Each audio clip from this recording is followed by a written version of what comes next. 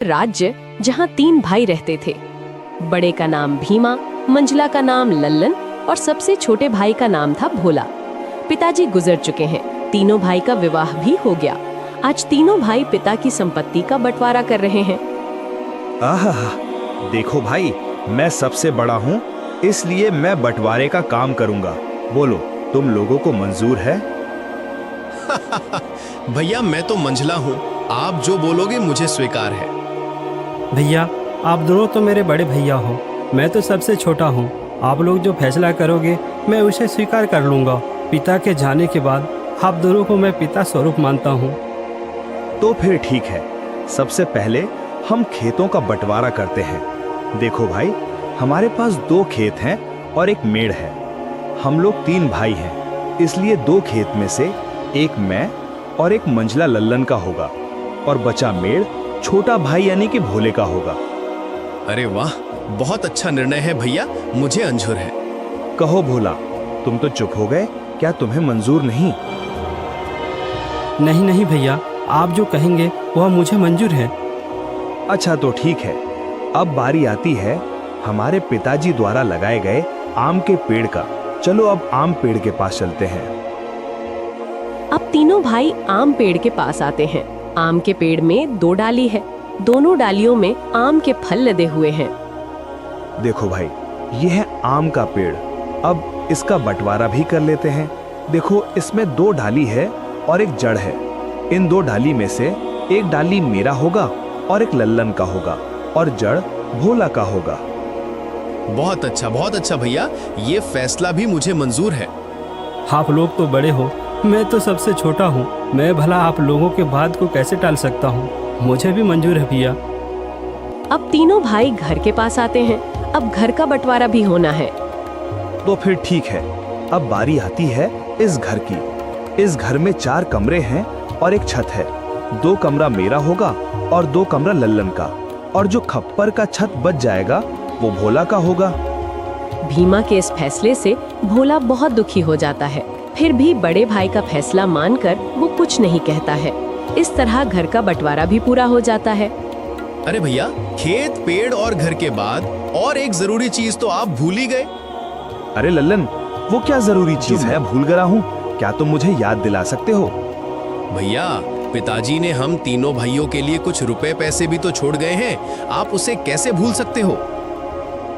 अरे हाँ, याद आया, जरा रुको, मैं अभी लेकर आता हूँ। बड़ा भाई भीमा घर के अंदर से एक मटका लेकर आता है जिसमें कई सिक्के भरे थे और उनमें से कुछ पुराने भी थे। देखो भाइयों, इसमें से 2 प्रकार के सिक्के हैं। एक जो अभी वर्तमान में चल रही हैं, वहीं दूसरा जो हमारे दादा के दादा के दादा जमाने के हैं, यानी कि बहुत पुराने जमाने के सिक्के हैं, जो कि कुछ अजीब धातुओं के साथ बनाया गया है। तो भैया, अब इन सिक्कों का कैसे बंटवारा करोगे आप? तो सुनो, अभी के जमाने में जितने भी सिक्के चल रहे हैं, उन सिक्कों को मैं और मंझला भाई लल्लन का होगा, और जो सिक्के बहुत पुराने हैं, जो कि पुराने धातुओं से बनाए गए हैं, वो भोला का होगा। इस तरह दोनों भाई रुपए पैसे को भी ले जाते हैं। देखो भोला, पुराने जमाने के सिक्के में सिर्फ 4 ही सिक्के बचे हुए हैं। तुम चाहे तो इन 4 सिक्कों को ले जा सकते हो। और बहुत ही पुराने जमाने के 4 सिक्के भोला को देते हैं। भैया, आप दोनों तो सारे रुपये पैसे ले लिए। अगर मेरे तकदीर में ये सिर्फ 4 रुपया ही लिखा है तो मैं उसे स्वीकार करता हूँ। भोला अपने हिस्से के 4 सिक्कों को लेकर घर के अंदर जा ही रहा था कि तभी बड़ा भाई रोककर कहता है, अरे भोला, तू पगला गया है क्या? तूने सुना नहीं? बंटवारा हो गया है। अब इस घर में हम रहेंगे। तुम्हारा हिस्सा तो छत में है, तुमको तो बंटवारा छत में दिया गया है। अब तुम उस खप्पर छत में जाकर रह सकते हो। इस घर के अंदर अब तुम नहीं रह सकते। अब ये घर हम दोनों का हुआ। भैया, आप ही कैसी बातें कर रहे हो? मैं कहाँ जाऊँगा? मेरा तो अभी अभी शादी हुआ है, मैं कहाँ रहूँगा भैया? अरे भोला भाई, ये तो तुम्हें पहले सोचना था ना, जब बंटवारा चल रहा था। अब पछताए क्या करें जब चिड़िया चुग गई खेत। दोनों भाई ने भोला और उसकी पत्नी को घर से धक्के मारकर बाहर कर दिया।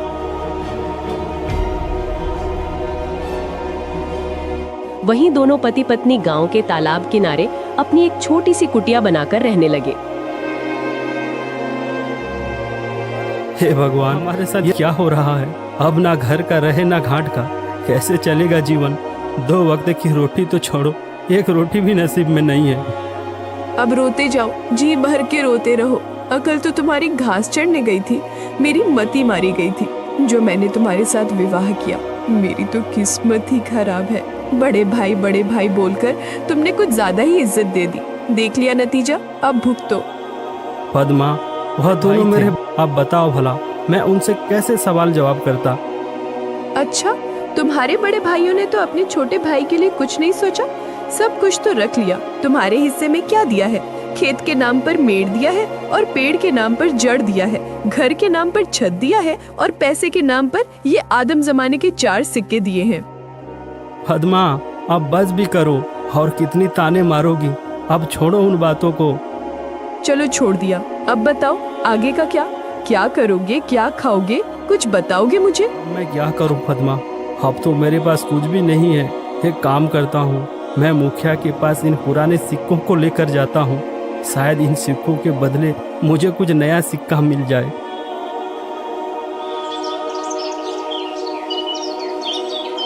भोला बड़ी उम्मीदें के साथ उन 4 सिक्कों को लेकर मुखिया के पास जाता है।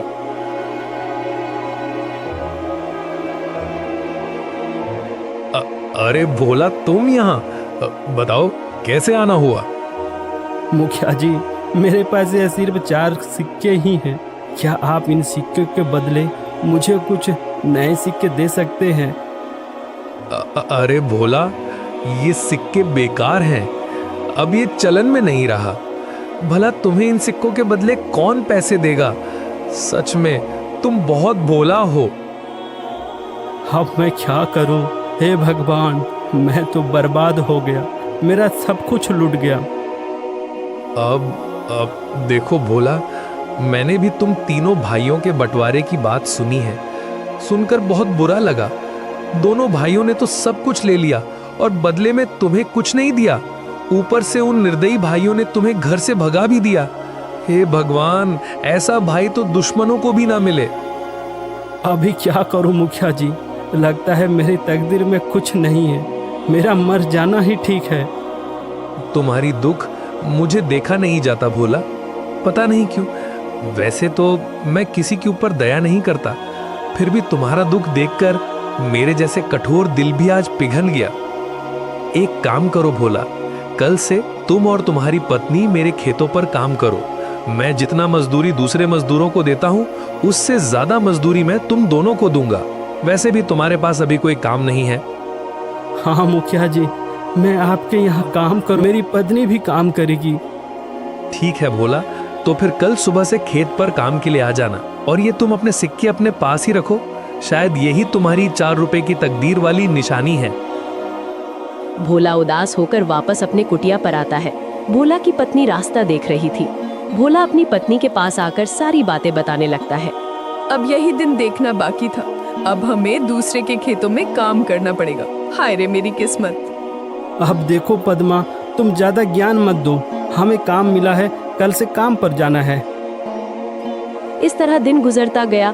भोला और पद्मा अब मुखिया के खेतों पर काम करने लगे। रोजी रोटी का एक जरिया उन्हें मिल गया।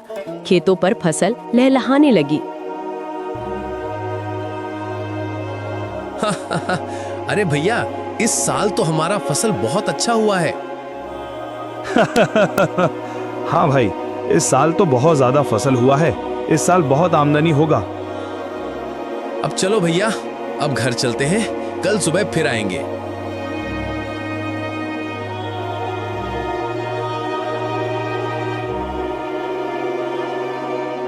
अरे पद्मा, देखो सुबह से दोपहर हो गया है, खाने का वक्त आ गया है, चलो कुछ खा लेते हैं। वैसे आज खाने में क्या है पद्मा? घर में जो भी थी रूखी सूखी सब ले आई हूँ, जाकर ठूसो। थके हारे भोला और पद्मा दोनों खेत के एक किनारे में बैठकर खाना खाने लगते हैं। अरे पद्मा, क्या हुआ? तुम अचानक खाना क्यों बंद कर दी? नहीं नहीं, कुछ नहीं, मैं तो बस ऐसे ही कुछ सोच रही थी। क्यों पद्मा, क्या हुआ? बताओ भी। देखो ना, हम कितना काम करते हैं, सुबह से लेकर शाम तक। ऐसा कब तक चलेगा? क्या तुम्हें नहीं लगता कि हमारा कोई संतान भी हो जो बुढ़ापे हारा हो? हाँ पद्मा, बार बार मैं भी यही सोचता हूँ, पर क्या करें, यह सब हमारे हाथ में नहीं, यह तो ऊपर वालों के हाथ में है। पता नहीं किस जन्म की सजा भुगत रही हूँ। भगवान ने तो हमसे मुंह मोड़ लिया है। बेघर होकर हम भटक रहे हैं। हमारे भाग्य में कुछ नहीं, न कोई संतान, न कोई जमीन जायदाद। हाँ पद्मा, अब तो भगवान पर भी भरोसा उठने लगा है। भोला और पद्मा दोनों बातें कर ही रहे थे कि तभी वहां अचानक एक चिड़िया आकर बैठ जाती है। अरे अरे, यह तो एक चिड़िया है, हमारे पास ही आकर बैठ गई। लगता है इसे भूख लगी है, हमें इसे कुछ खाने को देना चाहिए। हाँ पद्मा, तुम इसे कुछ खिला दो, शायद भूख के मारे यहाँ आ गया होगा। पद्मा ने उस चिड़िया को कुछ चावल देती है। चिड़िया कुछ देर पद्मा को देखती रहती है, फिर चिड़िया उस चावल को खाकर उड़ जाती है। अब चलो पद्मा, घर चलते हैं, शाम भी हो रहा है। भोला और पद्मा दोनों खेतों पर काम करने के बाद अपना कुटिया पर चले जाते हैं।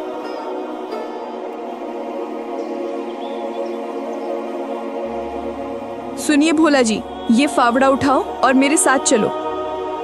पर कहाँ? तुम फावड़ा लेकर कहाँ जाने की बातें कर रही हो? ज्यादा सवाल जवाब नहीं, मेरे साथ चलो, आज कुछ जरूरी काम करनी है। क्या? कोई जरूरी काम? वो भी इस वक्त, रात को? हाँ जी, आज हम वो काम करने जा रहे हैं जिसे आपको पहले ही कर लेना चाहिए था। पद्मा के कहने पर भोला फावड़ा उठाता है। दोनों पति पत्नी अपने उस खेत के मेड़ पर आते हैं जो उन्हें बंटवारे पर मिला था। पद्मा, यह तो हमारा मेड़ है, और वहाँ पर जो फसल लगी है, जहाँ पानी भरा हुआ है, वह तो मेरे दोनों बड़े भाइयों का खेत है, और हम जहाँ खड़े हैं यही हमारा मेड़ है। इसलिए तो मैं तुमको यहाँ लेकर आई हूँ बुद्धू। और सुनो, आप इस मेड़ को अभी के अभी तोड़ दो। ये क्या कह रही हो तुम? इससे तो मेरे दोनों भाइयों के पूरे फसल बर्बाद हो जाएगा। बिना मेड़ के भला खेती कैसे हो सकता है पद्मा? ये समस्या तुम्हारे भाइयों का है, तुम्हारा नहीं। हमारा मेड़ हमारी मर्जी, तोड़े या रखे। अरे वाह पद्मा वाह, मुझे पता नहीं था, तुम तो बड़ी होशियार हो, अब मुझे समझ में आ गया। इस तरह पद्मा और भोला ने खेत के सारे मेड़ को तोड़ दिया, जिससे खेतों से पानी बह गया और फसल बर्बाद हो गया। अगली सुबह जब दोनों भाई खेत पर पहुंचते हैं, हे भगवान, ये क्या हो गया? हमारे सभी फसल तो बर्बाद हो गया। कितनी अच्छी फसल लगी थी, सोचा था इस साल सोने के गहने लूंगा, सपना ही रह गया। अरे भाई, हम दोनों तो बर्बाद हो गए रे। कितनी अच्छी फसल लगी थी, अब बिना पानी से सब सूख गया। भला अब फसल कैसे होगी? अरे भैया, वो देखो, खेत का मेड़ को किसी ने तोड़ दिया है। जब मेड़ ही नहीं है तो खेत में पानी कहाँ रहेगा और हम सिंचाई कैसे करेंगे? जरूर ये काम भोला का होगा, जरूर उसने होशियारी की होगी। भीमा और लल्लन दोनों रोते हुए घर को आते हैं। घर आकर अपनी पत्नियों को सारी कहानी बताने लगते हैं। अरे ये क्या हो गया जी? मेरी बात सुनो, अगर फसल बर्बाद हो गया है तो कोई बात नहीं, हमारा आम का पेड़ तो है। हाँ, तुमने बिल्कुल सही कहा, पर अभी आम पकने को कम से कम 12 से 15 दिन और लगेगा।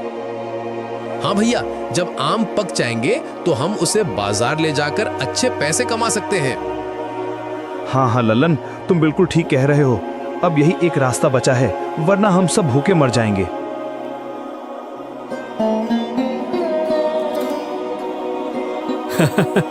अरे पद्मा, तुम तो कमाल कर दिया, मेड़ तोड़ दिया। जैसी करनी वैसी भरनी, ये उन्हीं के कर्मों का फल है।